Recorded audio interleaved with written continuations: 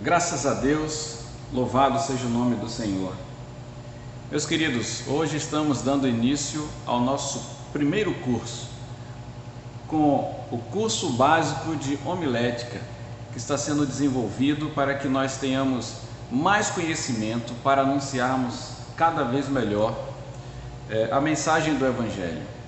Eu queria, antes de tudo, orar com você, pedindo a Deus discernimento, direcionamento, para que tudo que nós falarmos aqui de fato sirva como ferramentas e nos aperfeiçoe na pregação desse Evangelho.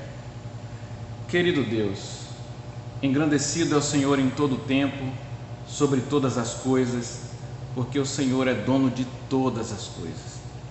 E aqui estamos, ó Deus, com o desejo ardente em nossos corações de sermos aperfeiçoados em Ti, Senhor, para que o Teu Evangelho seja pregado, para que o Teu nome seja glorificado. Abençoa, meu Deus, esta equipe, Senhor, essa equipe que sentiu no seu coração o chamado, entenderam e atenderam ao chamado para propagar o Teu Evangelho por intermédio, Senhor, da pregação do mesmo. Deus, capacite-nos, capacite-os, fortaleça-os também na Tua graça, e que no nome de Jesus tudo seja feito para glorificar o Teu santo nome. Amém. Queridos, eu quero que vocês tenham ciência de que esse é um curso básico de homilética e que, na verdade, o intuito dele é só nos dar mais ferramentas para que nós nos aperfeiçoemos naquela vocação que o Senhor nos chamou. Talvez você esteja pensando aí: olha, mas eu não me sinto vocacionado, eu não tenho habilidades para isso, eu sou tímido. Isso que é comum, todo mundo tem esse mesmo sentimento, eu tenho. Mas quanto mais nós aprendemos e somos aperfeiçoados, nós conseguimos lidar com as nossas dificuldades na transmissão da palavra. Eu quero que fique bem claro para você que o que vai aperfeiçoar de fato a sua ministração é o seu relacionamento com Deus, é o seu envolvimento com o Espírito Santo de Deus, porque é Ele que nos conduz a falar a verdade do Evangelho, porque ninguém pode dizer Senhor, Senhor, Senhor, se não for pelo Espírito Santo de Deus. Mas também precisamos estar atentos a um compromisso que temos com o reino e o cuidado de sempre levar às pessoas aquilo que o Evangelho nos traz.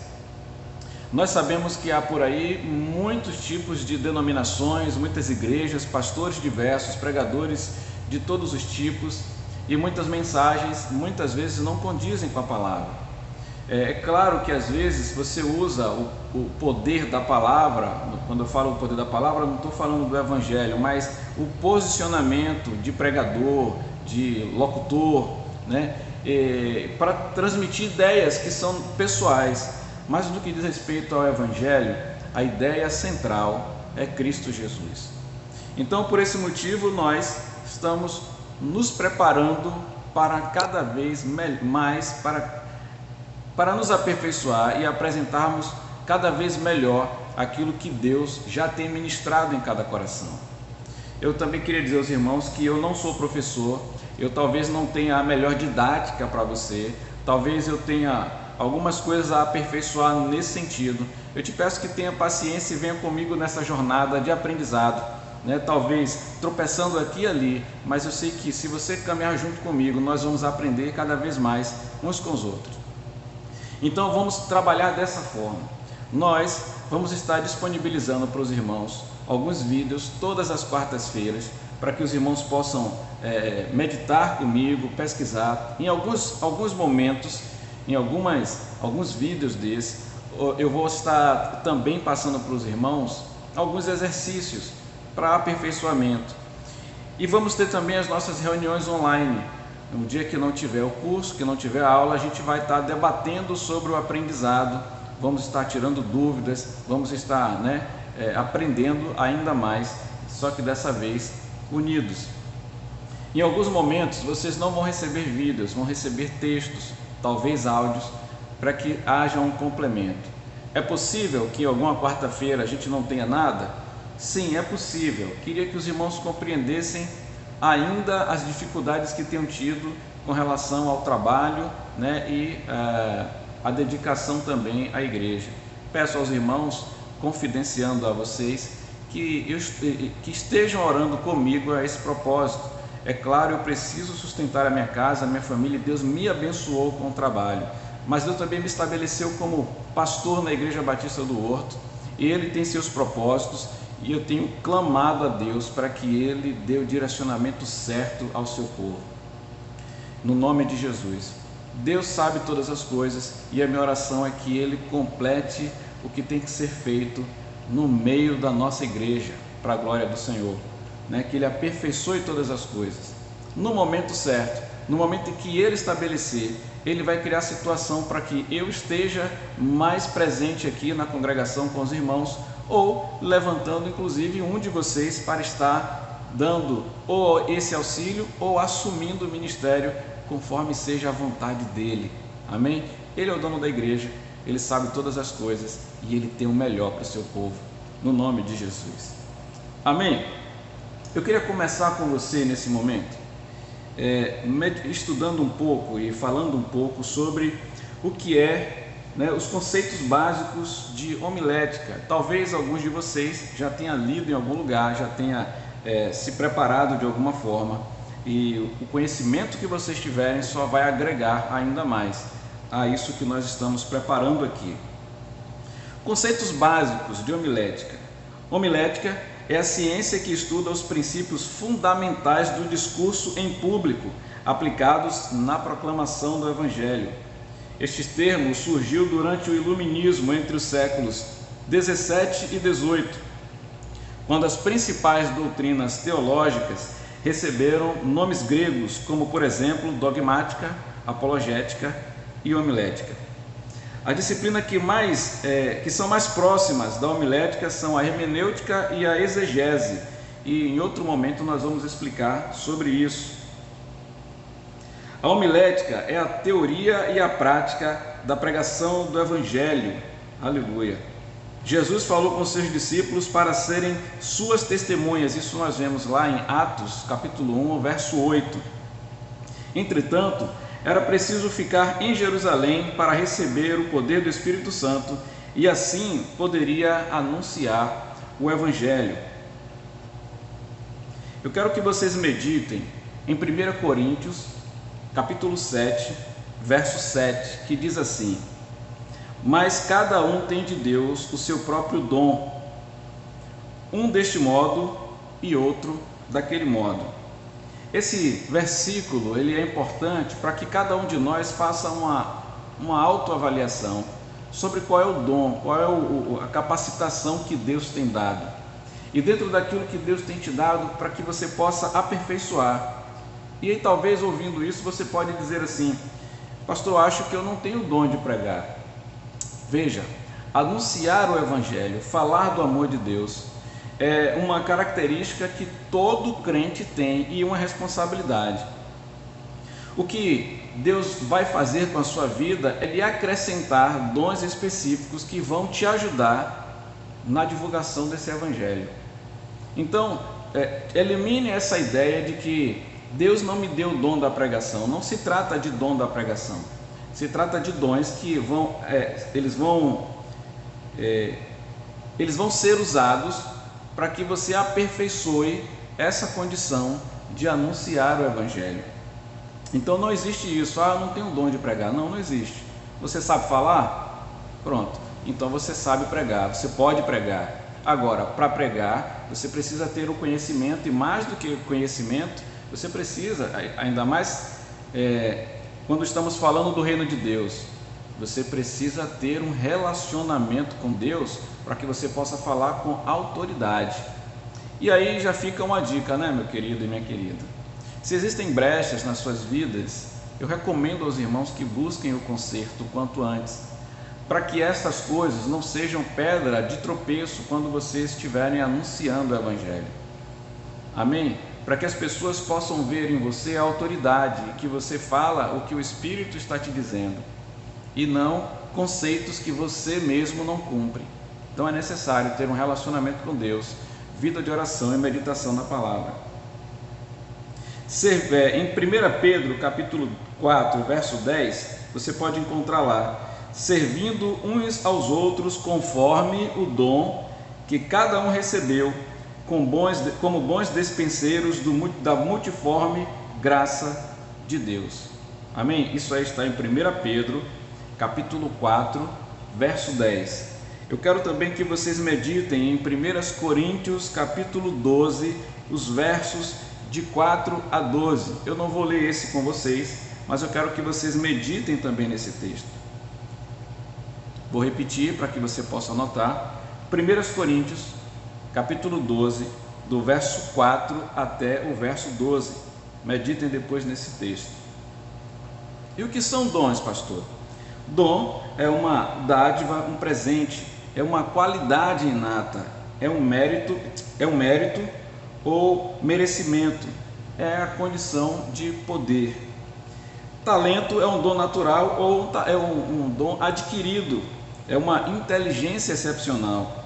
Habilidades é aptidão, capacidade para algo, e técnicas é um conjunto de processos, de uma arte.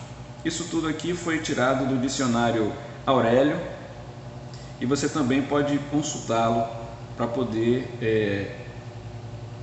ter uma definição melhor. Vocês podem ver também em outros dicionários para verem outras definições. E aí vem uma pergunta: quem é você? Se ainda não respondeu essa pergunta a si mesmo, não tem base para tomar decisões sobre a sua vida. Você é um ser criado por Deus, você tem talentos e habilidades inerentes, eles são presentes de Deus. A realização do plano de Deus é a razão da nossa vida. Faça um inventário realista em sua despensa pessoal, digamos assim, e veja como você pode realizar a vontade de Deus. Você alguma vez já fez isso na sua vida? Alguma vez você já parou para analisar e fazer um apanhado geral sobre quem você é, quais são os seus talentos, quais são suas dificuldades, quais são as suas manias, quais são como você lida com as pessoas, quais são os critérios que você usa para julgar as pessoas. A gente pode começar esse processo conhecendo-nos, buscando entendimento sobre as nossas tolerâncias e intolerâncias. Isso vai nos ajudar muito no que diz respeito a lidar com as pessoas, a falar com as pessoas, e vai nos dar cada vez mais convicção do que fazemos.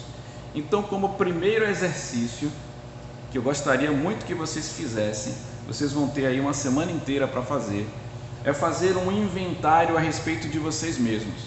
Nosso objetivo agora vai ser autoconhecimento, para entrarmos também na homilética.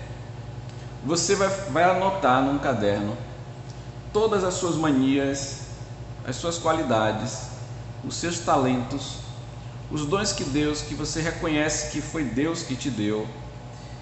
Você vai também anotar todas as suas falhas, suas dificuldades, tudo que você puder anotar ao seu respeito, você vai anotar, vai fazer um inventário e vai tentar aprender alguma coisa com isso. O que é que você vai fazer com essa informação? Você vai tentar extrair de tudo isso o melhor para a sua vida. Uma vez que você se compreende, uma vez que você sabe quem você é, você vai ter uma facilidade, ou vai adquirir uma capacitação para entender os outros. Ok? Então esse é o primeiro exercício, no nome de Jesus. Como eu disse, para você transmitir a mensagem do Senhor, uma das coisas principais é ter vida no altar. E nós podemos aqui ver 3 aspectos que um pregador deve considerar. Primeiro é que ele precisa estar com Jesus. Você pode usar como referência Atos capítulo 4, verso 13. Vamos ver o que diz? Vendo a coragem de Pedro e de João e percebendo que eram homens comuns e sem instrução, ficaram admirados e reconheceram que ele havia estado com Jesus. Primeiro ponto, você precisa estar com Jesus para falar de Jesus. Pastor, mas Jesus morreu, ressuscitou e já está lá à direita do Pai, mas ele deixou a sua palavra, né? E ele está presente. A Bíblia diz o que a esse respeito? Onde tiverem 2 ou 3 reunidos em meu nome, eu estarei. Jesus falando isso, ele está presente. Mas para você ter maior conhecimento sobre Jesus, você precisa conhecê-lo por intermédio da palavra. E aí, irmãos, a palavra não pode se separar de você. É necessário que você tenha diariamente, né, um momento para estar meditando na palavra. E aí, você pode dizer assim: pastor, mas a minha vida é muito ocupada, eu não tenho tempo para todos os dias estar pegando a palavra. Tem sim, irmãos. Você tem tempo para tudo que você precisar realizar no dia.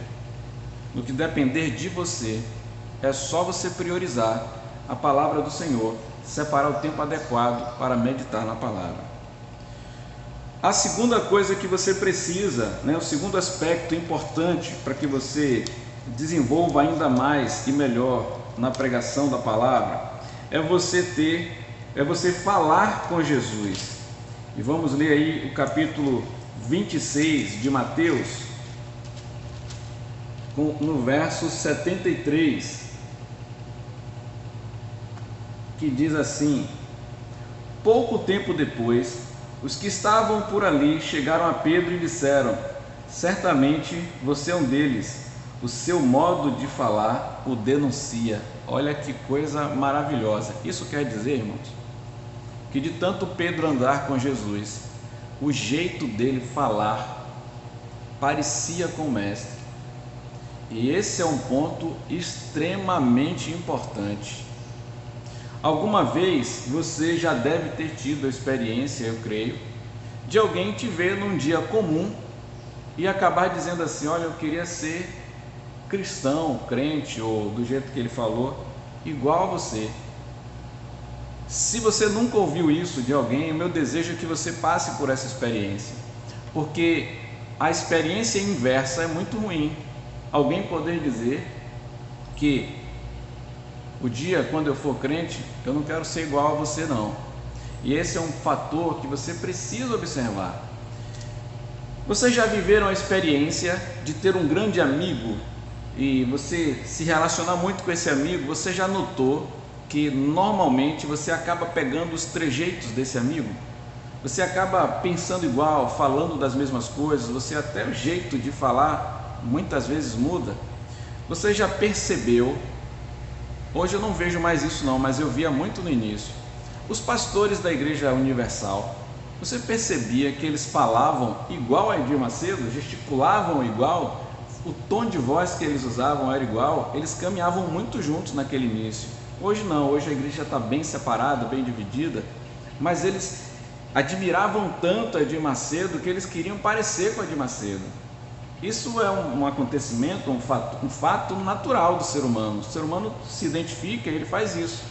Agora, quando o crente, ele é um crente de oração, que vai a monte, que está todo tempo na igreja e tal, e aí você pisa no pé dele, ele esbraveja com você, você pode até dizer assim: não, pastor, mas isso é humano.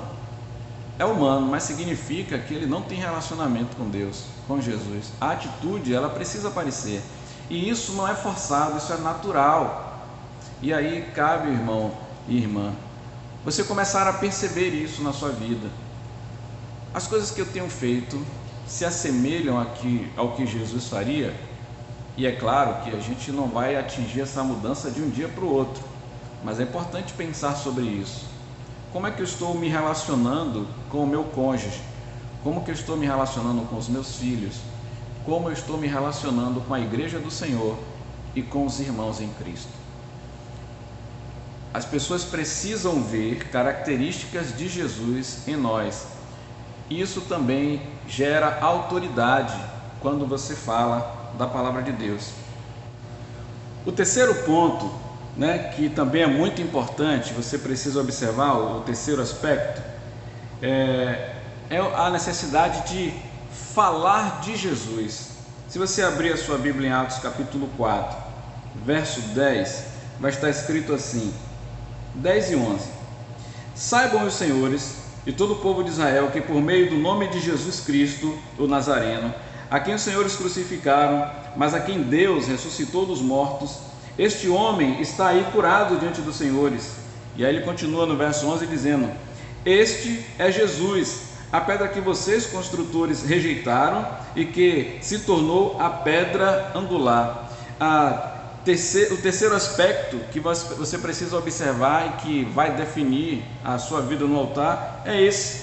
Então vamos lá. Primeiro, estar com Jesus, e você vai estar com Ele quando você buscar na palavra.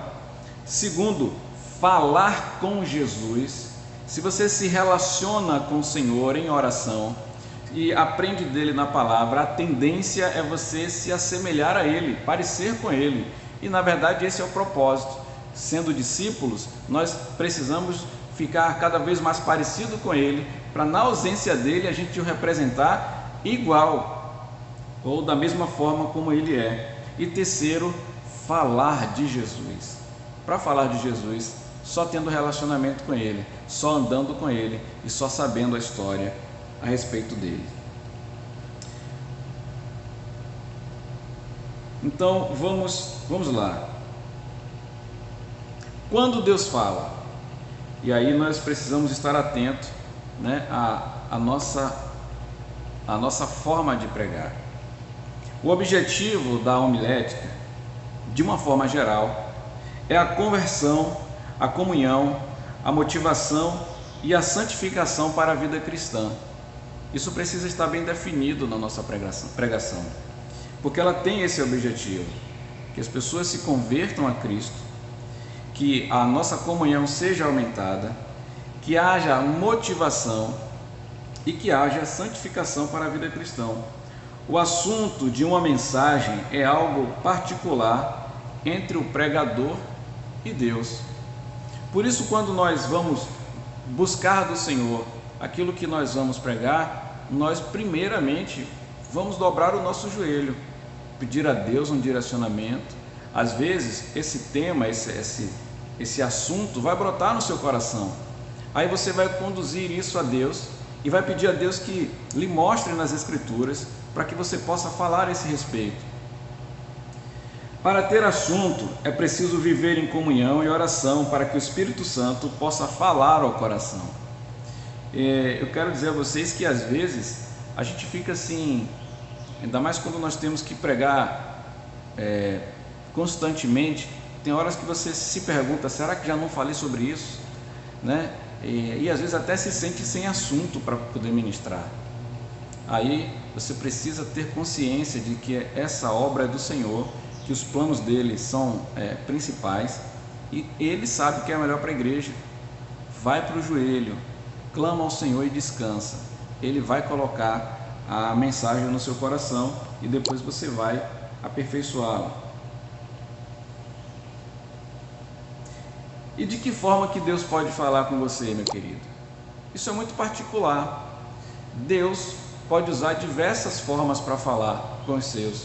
Ele pode falar ao seu coração, pode trazer uma ideia à sua mente, ele pode trazer uma informação, um estímulo para a mensagem em algo que você estiver fazendo no seu dia a dia, alguma coisa que você ouviu na rua, alguma atitude que você viu, tanto em casa quanto na sua vida. Ou seja, Deus pode falar para você de diversas formas, mas quando Ele fala, você é despertado.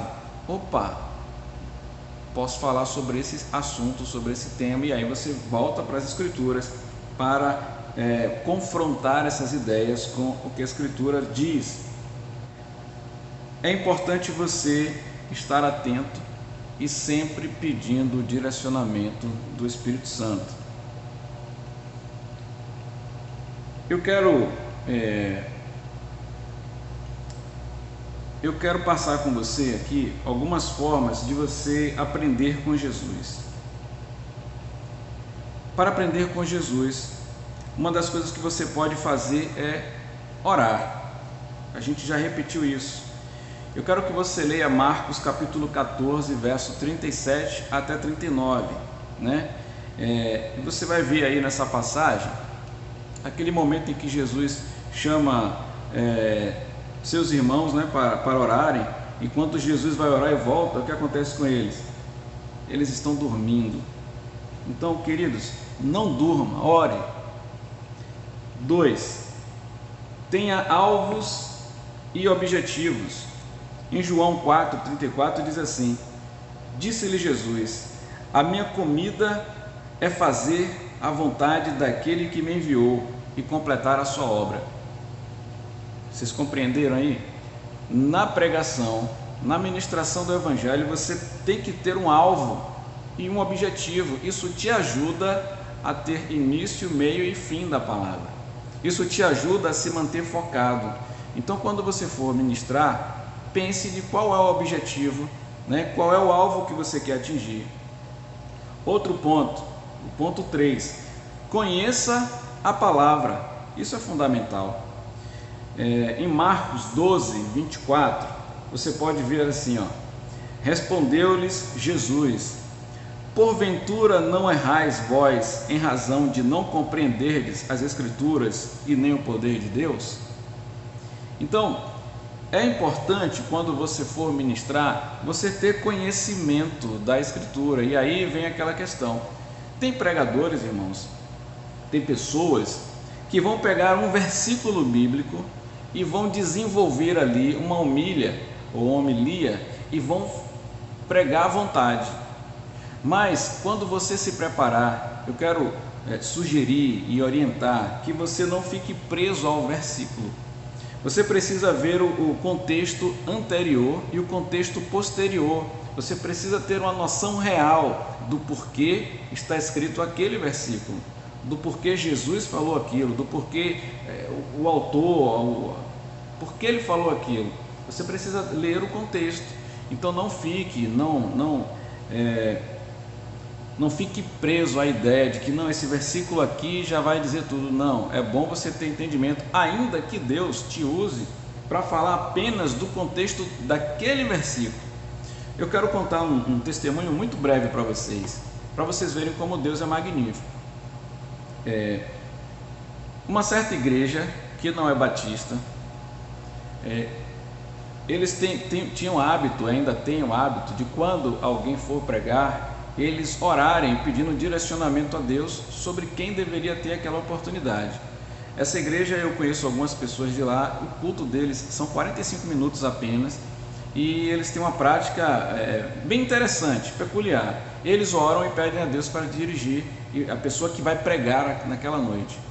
Num belo dia, irmãos, eles resolveram, em oração, né, que eles têm os líderes, né, os pastores, eles oraram e um deles levantou e disse: olha, o Senhor me disse que quem vai pregar hoje é o porteiro fulano de tal. Eles chamaram o porteiro e disseram: olha, irmão, você que vai pregar hoje. Mas havia um detalhe, irmãos: o porteiro era analfabeto e ele aceitou a convocação, porque ele também entendeu que era de Deus.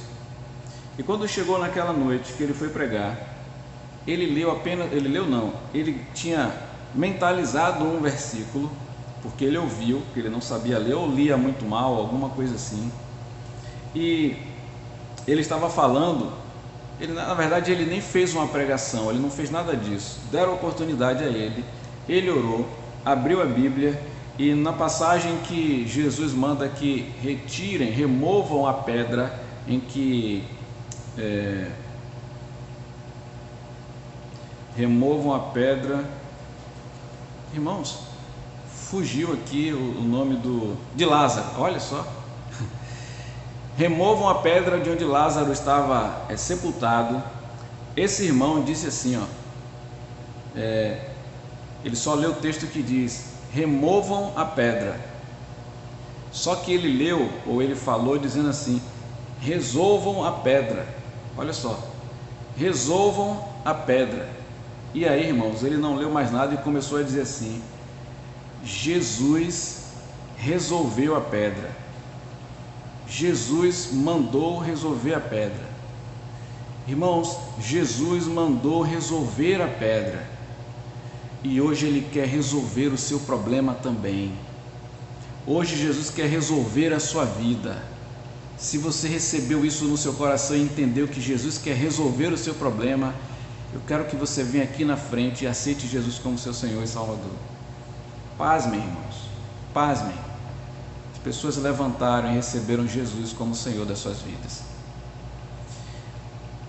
Parece muito louco isso, mas quando o Espírito de Deus quer, Ele faz como Ele quer. Na nossa percepção, aquilo era uma grande maluquice, uma grande loucura. O que eu quero dizer é que nós não podemos limitar o poder de Deus e também não podemos ficar à mercê só do que há de espiritual. Precisamos do conhecimento para que na hora, porque assim, da mesma forma que naquele ambiente, naquele momento, o Espírito Santo estava operando daquele jeito, em outros momentos você vai falar para pessoas que têm conhecimento e elas vão confrontar isso. Isso, eles vão olhar para vocês e não vão ver autoridade. Então estejam preparados, leiam o texto, o contexto, mas também não limitem o Espírito Santo, porque Ele faz como Ele quer. Amém? Eu sei que tem gente dando glória a Deus aí, eu sei que tem. O ponto 4, irmãos, observe tudo cuidadosamente. Marcos capítulo 11, verso 11 diz: tendo Jesus entrado em Jerusalém, foi ao templo e, tendo observado tudo em redor, como já fosse tarde, saiu para Betânia. Fiquem atentos a tudo, porque Deus vai ministrar o coração de vocês. 5.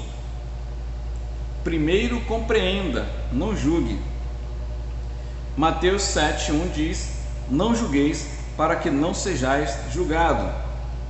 6. Saiba remir o seu tempo, repouse. Vocês vão encontrar isso em Marcos capítulo 6, verso 31.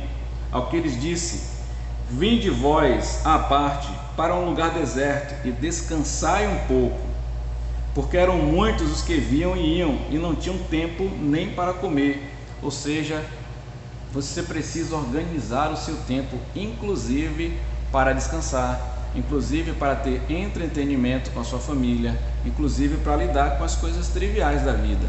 Mas você não pode dizer em momento algum: não tenho tempo para as coisas do Senhor.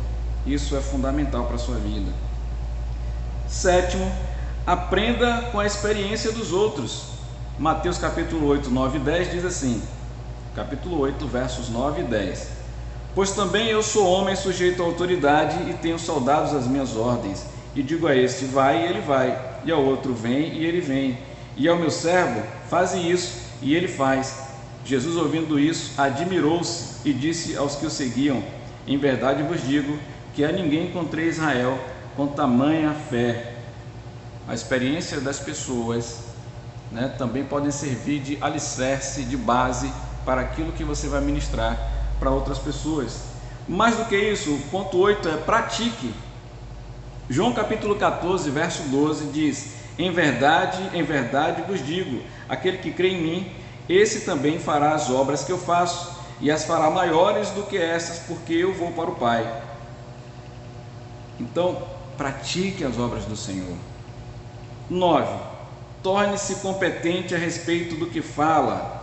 Isso é uma repetição do que eu já tenho dito, Mateus 7, 28 e 29 diz: ao concluir Jesus esse discurso, as multidões se maravilharam de sua doutrina, porque as ensinava como tendo autoridade e não como os escribas. Então, seja competente quando for ministrar. E por último, no 10, cumpra a sua missão. João 19, 30 diz: então Jesus, depois de ter tomado o vinagre, disse: está consumado. Inclinando a cabeça, entregou o Espírito. A pregação, ela precisa ter início, meio e fim. E quando você concluir a ministração, o ideal é que você saia dali com a sensação de que o objetivo foi cumprido, o trabalho que havia de ser realizado foi feito, e foi feito para a glória de Deus. Queridos, essa foi apenas uma introdução do que nós temos pela frente. Quero pedir aos irmãos que tenham paciência, nós vamos também nos aperfeiçoando aqui na didática e etc. Mas o nosso objetivo é estarmos juntos para que possamos oferecer o melhor para o povo de Deus, para glorificar a Deus. Que Deus os abençoe até o nosso próximo encontro, em nome de Jesus.